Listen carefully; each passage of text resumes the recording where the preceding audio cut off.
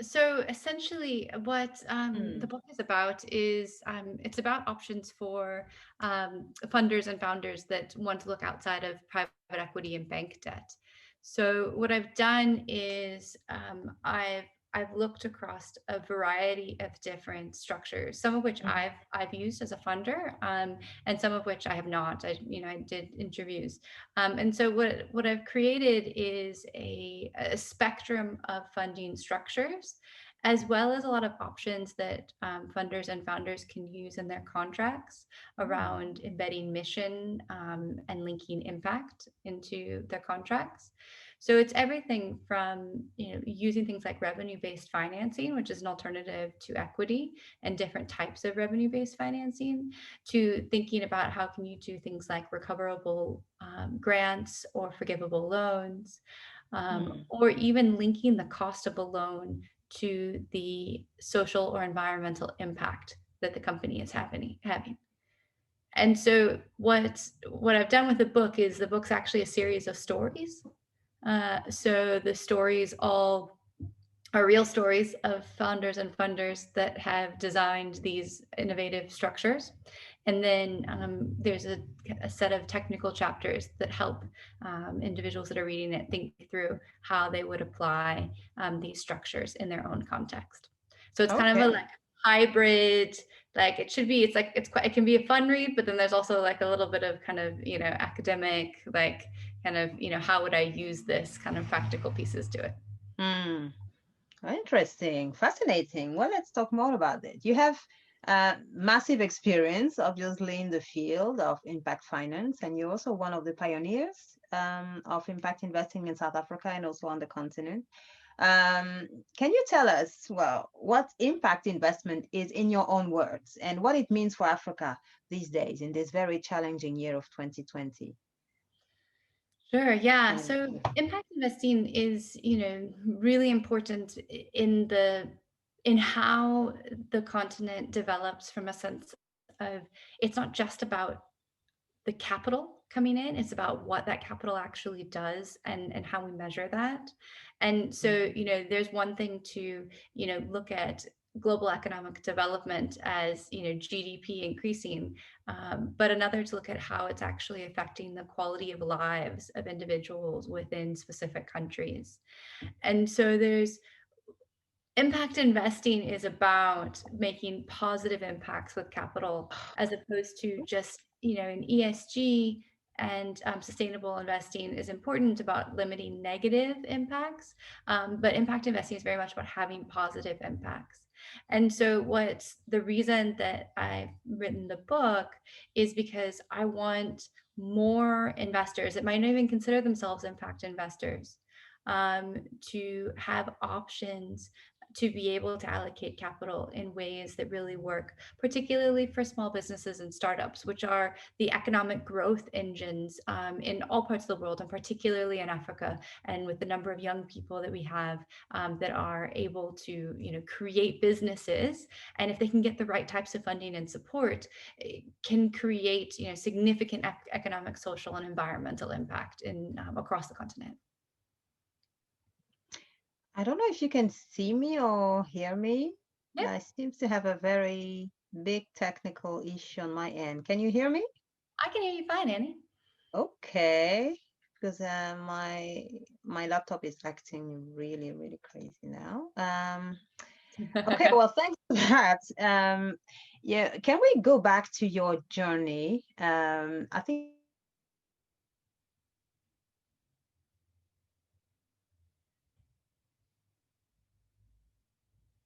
journey and what brought you to that specific field of impact finance and to start your own company, Intelligent Impact. Yeah, sure. So I was an investment banker. Grew up in America, did investment banking out of college, and was very disillusioned with it after a few years, and just really left and decided to try and figure out what it was that I really wanted to do. Ended up working in India for a couple of years on working with social enterprises, particularly helping them raise capital like I had been doing in the States, but obviously for a very different set of companies. And then ended up through university or through going to do my graduate program, ended up in the UK, and started to work with enterprises actually in Ghana, and then now down in South Africa. And so I've been living in South Africa for the past 9 years, and have been working, for me, using what I know, which is finance, to try and have a positive impact. And so for me, I do a combination of teaching and of writing and of advising. And I love being able to help individuals realize that they can use the skills that they have to create a positive impact. And it's really actually quite fulfilling. Oh dear, we lost Annie. Oh, there she is. She's back. Wow, I don't know what's happening. I'm so sorry. No, it's fine. You're back. You're back. It's fine. Yeah. So you were saying, so sorry. No, Please go on. it's been very rewarding. So I enjoy getting to help people use their skills and their capital to be able to create positive social and environmental change, particularly because it's what everyone is, so hungry to do. You said you were writing a series of stories in your book, and I'm sure there are a lot of, challenges and opportunities that those stories are talking about. Can you tell us what are the biggest challenges, well, and opportunities in the impact finance space right now? Sure. Yeah. I mean, like everything, there's a lack of capital there's not enough capital to be able to fix everything that we want to fix. But I think that, right now, one of the reasons I wrote the book is that one of the issues in impact finance is that there's a real mismatch between the type of capital that funders have and the type of capital that founders need. And so the book is very much about how do we better design financing so it actually works for entrepreneurs.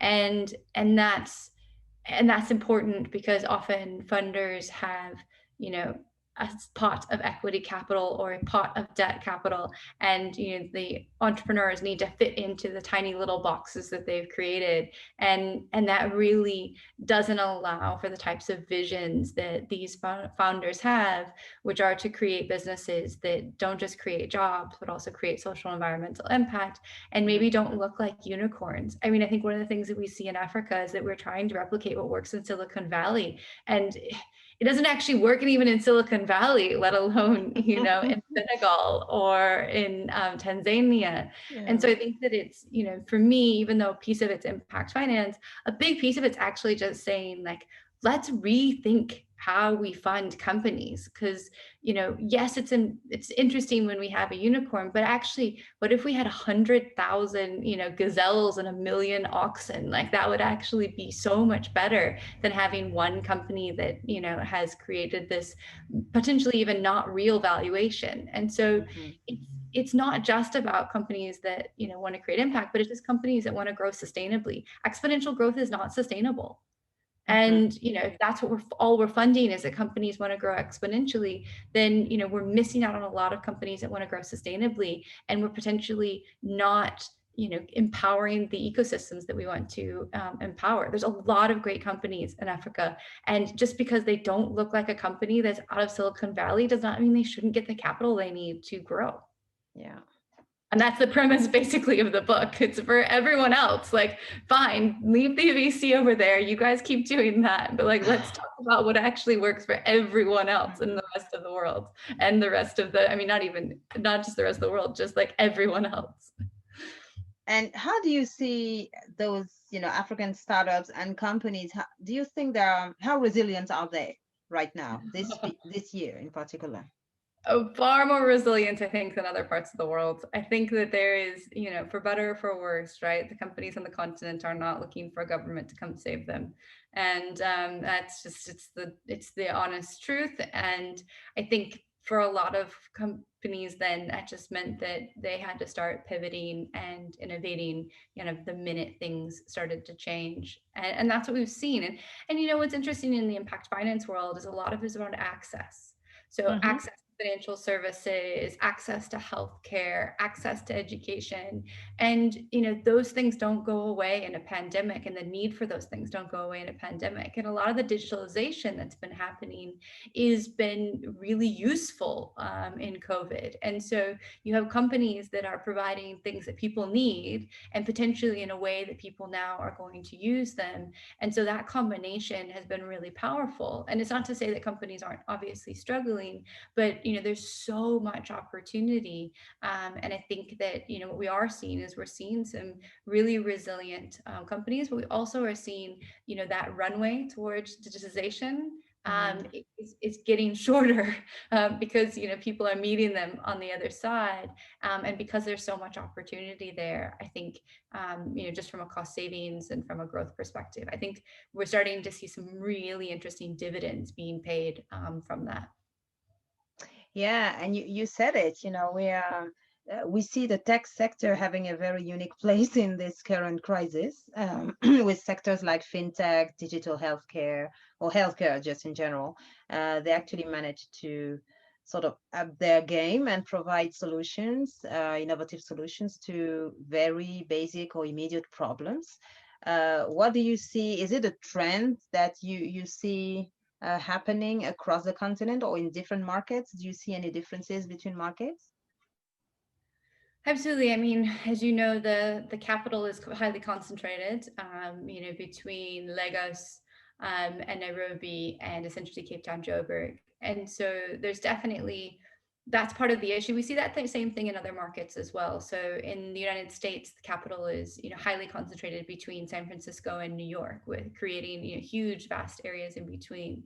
And so I think that what I see is that when there's not capital around, companies just evolve differently. Mm. And again, sometimes for better, for worse. Sometimes they get really innovative and frugally innovate. Other times they just are starved of the capital that they need. So I think, one of the things that is incredibly important, I would say even more than capital, in the development of these companies across the continent, is access to data and access to internet. So it can be data. It does not have to be fiber, but the ability to be able to create particularly data heavy, or even data light, but just Mm. scaled data light companies.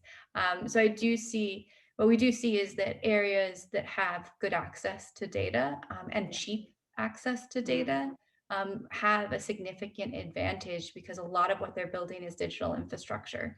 And so if you have digital infrastructure that is less expensive, and you have talent that you can access, then those are some of the things that we just see across different geographies that do develop differently. Those are there's lots of obviously individual complexities in different sectors and geographies, but just in general, if you have access to the digital infrastructure and the talent to be able to do that, then it just can be a real leveling field. And Mm. so it should be a priority, getting this access and cheap. Governments should be pushing down the costs and breaking up some of these kind of, I won't say, okay, fine, I'll say it, monopolies of data provision, and that can have a huge effect. Okay, help us visualize it. Do you have any example of a recent impactful investment in any country in Africa, something that really speaks to how these things work actually? Do you? Absolutely. So the first chapter of my book is about a company called Helium Health that was founded in Lagos. And it's a healthcare company. It's an electronic medical records company and EMR company. Mm. And they've just raised their second round now of $10 million.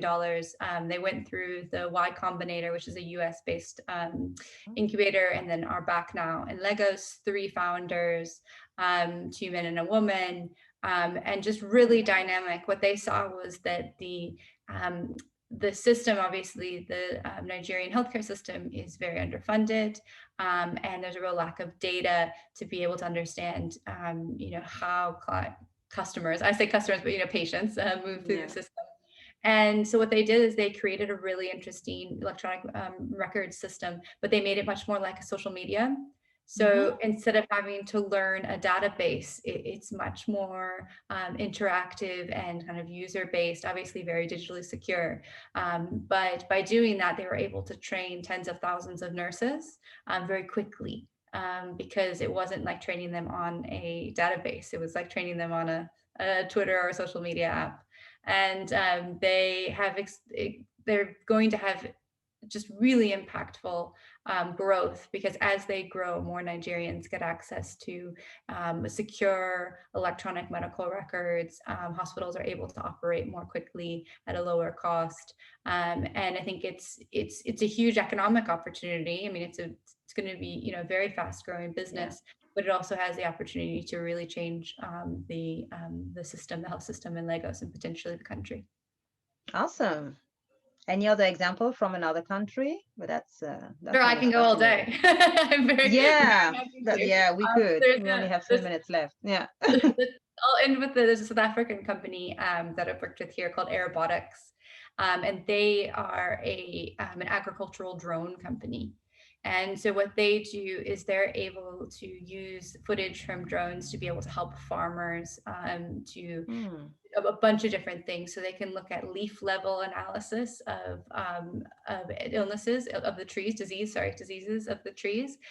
They can help them understand if they're doing any sort of sustainable farming, what type of trees to take down. Essentially, they give farmers using drones an incredible view of what's happening on their farmland and ways in which they can use data around soil health and irrigation, et cetera, to be able to make really smart decisions around how they can increase food security. And they've been able to do this, and they've built partly because the legislation in South Africa allows the use of drones in agricultural settings as opposed to other parts of the world that don't.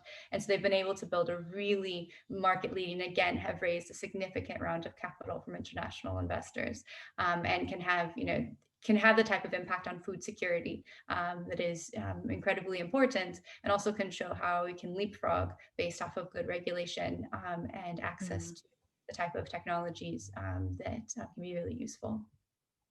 Wow, indeed, we could talk about that for hours. One last question before we close, because it's already 19.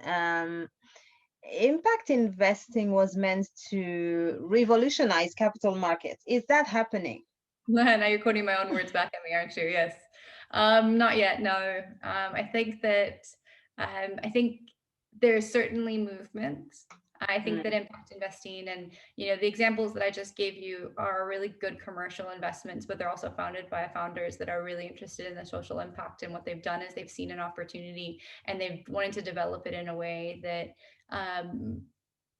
creates social and environmental impact as well as financial return. And I think that the more investors that recognize that that's important, but also the more investors that recognize that this is how young founders that are growing up in these contexts feel and want to do, I think we'll start to do that. But I think for me, and this is my own obviously opinion, but it's why I'm writing the book, but we need to change how we allocate capital, not just what we allocate it to.